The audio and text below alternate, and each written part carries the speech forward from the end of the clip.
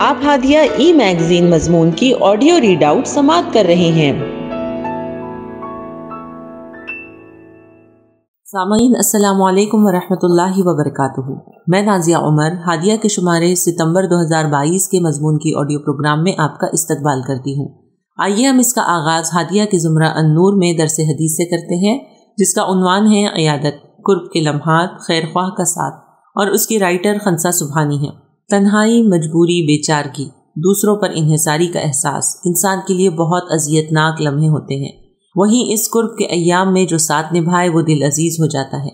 ایک مریض کو ان تجربات سے گزرنا ہوتا ہے، گویا ایک امتحان میں وہ ڈال دیا جاتا ہے، لیکن اس کے دوست، اعزاء و اقارب کا بھی امتحان ہوتا ہے۔ آج کا صحت مند کل بیمار ہو سکتا ہے اور بیمار صحت یاب۔ اس لیے اسلام بیمار کی عیادت کی خاص تعلیم دیتا ہے، اس کے آداب اور دعائیں سکھاتا ہے۔ عیادت، وقت کی اہم ضرورت۔ نبی کریم صلی اللہ علیہ وسلم کا ارشاد ہے، قیامت کے روز خدا فرمائے گا، اے آدم کے بیٹے، میں بیمار پڑا اور تو نے میری عیادت نہیں کی۔ بندہ کہے گا، پروردگار، آپ ساری کائنات کے رب، بھلا میں آپ کی عیادت کیسے کرتا؟ خدا کہے گا، میرا فلاں بندہ بیمار پڑا تو تو نے اس کی عیادت نہیں کی، اگر تو اس کی عیادت کو جاتا تو مجھے وہاں پاتا۔ مسلم۔ اور نبی کریم صلی اللہ علیہ وسلم نے دوسری جگہ فرمایا، ایک مسلمان کے دوسرے مسلمان پر 6 حقوق ہے۔ پوچھا گیا، یا رسول اللہ صلی اللہ علیہ وسلم وہ کیا کیا ہیں؟ فرمایا، جب تم مسلمان بھائی سے ملو تو اس کو سلام کرو، جب وہ تمہیں مدعو کرے تو اس کی دعوت قبول کرو، جب وہ تم سے نیک مشورے کا طالب ہو تو اس کی خیر خواہی کرو اور نیک مشورہ دو، جب اس کو چھینک آئے اور وہ الحمدللہ کہے تو اس کے جواب میں کہو یرحمک اللہ، جب وہ بیمار پڑ جائے تو اس کی عیادت کرو، اور جب وہ مر جائے تو اس کے جنازے کے ساتھ جاؤ۔ صحیح مسلم۔ حضرت ابو ہریرہ رضی اللہ عنہ نے فرمایا، جب کوئی بندہ اپنے مسلمان بھائی کی عیادت کرتا ہے یا اس سے ملاقات کے لیے جاتا ہے تو ایک پکارنے والا آسمان سے پکارتا ہے، تم اچھے رہے، تمہارا چلنا اچھا رہا، تم نے اپنے لیے جنت میں ٹھکانہ بنا لیا۔ ترمذی۔ حضرت علی رضی اللہ عنہ سے روایت ہے کہ میں نے نبی کریم صلی اللہ علیہ وسلم کو یہ فرماتے سنا کہ جب مسلمان صبح کے وقت اپنے مسلمان بھائی کی عیادت کے لیے جاتا ہے تو شام تک 70,000 فرشتے اس کے لیے رحمت کی دعا کرتے رہتے ہیں، اور اگر وہ شام کے وقت عیادت کے لیے جاتا ہے تو صبح تک 70,000 فرشتے اس کے لیے رحمت کی دعا کرتے رہتے ہیں، اور اس کے لیے جنت میں خریف یعنی پکے ہوئے پھل ہوتے ہیں۔ حضرت ابو ہریرہ رضی اللہ تعالی عنہ سے روایت ہے کہ نبی کریم صلی اللہ علیہ وسلم نے فرمایا، کسی مسلمان کو جو بھی دکھ یا بیماری یا فکر یا غم یا کوئی تکلیف پہنچتی ہے، یہاں تک کہ اگر اسے کانٹا بھی چبھتا ہے تو اللہ تعالیٰ اس کے ذریعے اس کے گناہ کم کر دیتا ہے۔ بخاری و مسلم۔ عیادت کے سلیقے اور آداب۔ نمبر 1، جب مسلمان اپنے مسلمان بھائی کی عیادت کے لیے جائے تو اسے چاہیے کہ وہ مریض کے لیے صحت اور عافیت کی دعا کرے اور اسے صبر کی تلقین کرے اور اس کا اچھی باتوں سے دل بہلائے، جس سے وہ محسوس کرے کہ اس کی تکلیف میں کمی ہو گئی ہے۔ نمبر 2، اور عیادت کے آداب میں یہ بھی شامل ہے کہ مریض کے سرہانے بیٹھ کر تسلی و تشفی کے ایسے کلمات بولے جس سے اس کا ذہن آخرت کے اجر و ثواب کی طرف متوجہ ہو، اور بے صبری اور شکوہ شکایت کی کوئی بات اس کی زبان پر نہ آئے، کیونکہ نبی کریم صلی اللہ علیہ وسلم نے فرمایا، بخار کو برا بھلا نہ کہو، یہ مومن کے گناہوں کو اس طرح صاف کر دیتا ہے جیسے آگ کی بھٹی لوہے کے زنگ کو صاف کر دیتی ہے۔ نمبر 3، عیادت کے آداب میں یہ بھی شامل ہے کہ مریض کے پاس زیادہ دیر نہ بیٹھیں اور نہ شور شرابہ ہونے دیں۔ نمبر 4، مسلمان کے لیے کسی غیر مسلم کی عیادت کرنا صحیح ہے۔ یہ بخاری کی ایک حدیث سے ثابت ہے، جس کے راوی حضرت انس رضی اللہ تعالی عنہ ہیں۔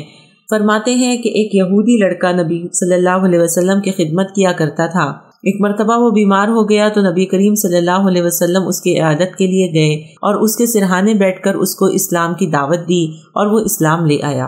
نبی کریم صلی اللہ علیہ وسلم نے فرمایا، الحمدللہ، اللہ نے اس لڑکے کو آگ سے بچا لیا۔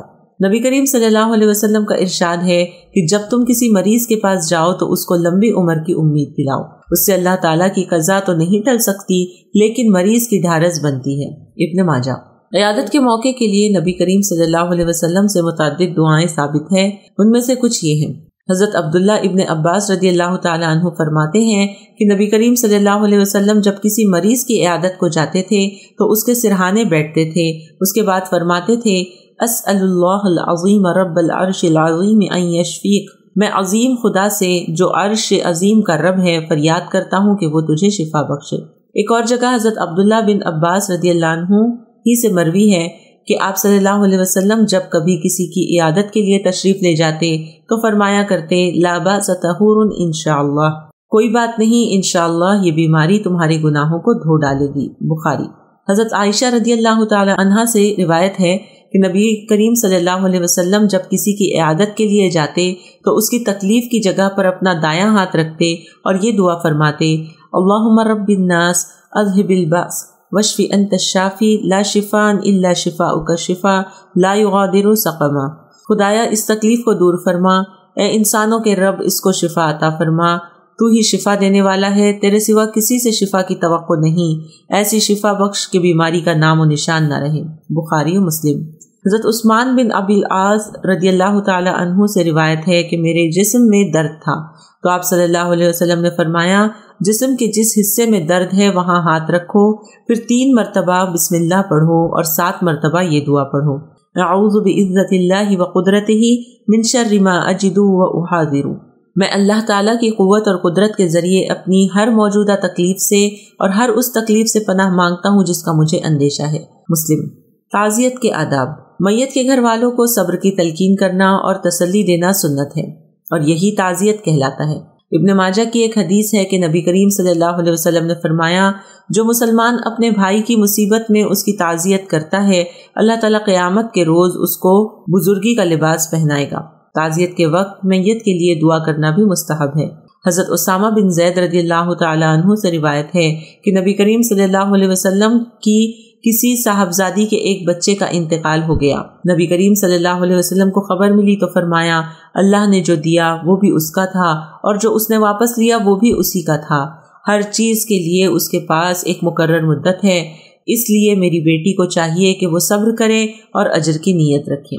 بخاری و مسلم۔ حضرت معاذ رضی اللہ تعالی عنہ کا ایک لڑکا وفات پا گیا تو نبی کریم صلی اللہ علیہ وسلم نے ان کو یہ تعزیتی خط لکھا۔ بسم اللہ الرحمن الرحیم، یہ خط اللہ کے رسول محمد صلی اللہ علیہ وسلم کی طرف سے معاذ بن جبل کے نام ہے۔ تم پر سلامتی ہو، میں اللہ کا شکر اور اس کی حمد و تعریف کرتا ہوں جس کے سوا کوئی الہ نہیں ہے، تم بھی اللہ کا شکر اور اس کی تعریف کرو۔ اما بعد، اللہ تعالیٰ تمہیں اجر عظیم دے اور تمہیں صبر دے اور ہمیں اور تمہیں شکر کی توفیق بخشے۔ ہماری اپنی جانیں اور مال اور بال بچے یہ سب اللہ کی خوشگوار نعمتیں ہیں اور یہ ہمارے پاس اللہ کی رکھی ہوئی امانتیں ہیں۔ جب تک یہ تمہارے پاس رہیں مسرت اور خوشی تمہیں ملی اور ان کے چلے جانے کے بعد اللہ تعالیٰ اجر عظیم سے نوازے۔ تمہارے لیے خدا کی رحمت اور انعام اور ہدایت ہو اگر اجر آخرت کی نیت سے صبر کیا تو، بس تم صبر کرو اور دیکھو تمہارے بے قراری اور بے صبری تمہیں اجر سے محروم نہ کرے ورنہ پچھتاؤ گے، اور اس بات کا یقین کرو کہ بے صبری سے کوئی مرنے والا لوٹ کر نہیں آ سکتا اور نہ غم دور ہو سکتا ہے، اور جو حادثہ واقع ہوا ہے اسے تو ہونا ہی تھا۔ والسلام۔ نسائی شریف کی ایک حدیث میں ہے کہ اللہ کے نبی کریم صلی اللہ علیہ وسلم جب نشست فرماتے تو اس میں صحابہ رضی اللہ عنہم کے ساتھ ایک صاحب بھی شرکت کیا کرتے تھے۔ ان کا ایک چھوٹا بچہ تھا جو روز اس نشست میں اپنے والد کے ساتھ آیا کرتا تھا۔ پھر ایک دن نبی کریم صلی اللہ علیہ وسلم نے فرمایا کہ وہ فلاں شخص جو روز آیا کرتا تھا آج کل کیوں نہیں آتا؟ لوگوں نے آپ صلی اللہ علیہ وسلم کو بتایا کہ ان کا چھوٹا بچہ اللہ کو پیارا ہو گیا ہے، اس کے غم میں وہ نہیں آ رہے اس مجلس میں۔ تو نبی کریم صلی اللہ علیہ وسلم نے اس شخص سے ملاقات کی اور انہیں تسلی دی، پھر فرمایا بتاؤ تمہیں کیا چیز پسند ہے؟ کیا یہ بات پسند ہے کہ وہ بچہ زندہ رہے، یا یہ پسند ہے کہ وہ بچہ پہلے جائے اور جنت کا دروازہ تمہارے لیے کھولے اور جب تم پہنچو تو وہ تمہارا استقبال کرے؟ ان الفاظ سے اس شخص کو بہت صبر و تسلی اور سکون ملا۔ ان تمام احادیث سے یہ پتہ چلتا ہے کہ عیادت اور تعزیت کی بہت فضیلت ہے اور اس کا بہت زیادہ اجر و ثواب بھی ہے، بس ہمیں عیادت اور تعزیت کے آداب سے واقف رہنا چاہیے تاکہ ہم سے جانے انجانے میں کوئی غلطی سرزد نہ ہو جائے یا مریض کی ہمت شکنی نہ کر بیٹھیں۔ ہادیہ مضمون کی آڈیو سماعت کرنے کے لیے شکریہ۔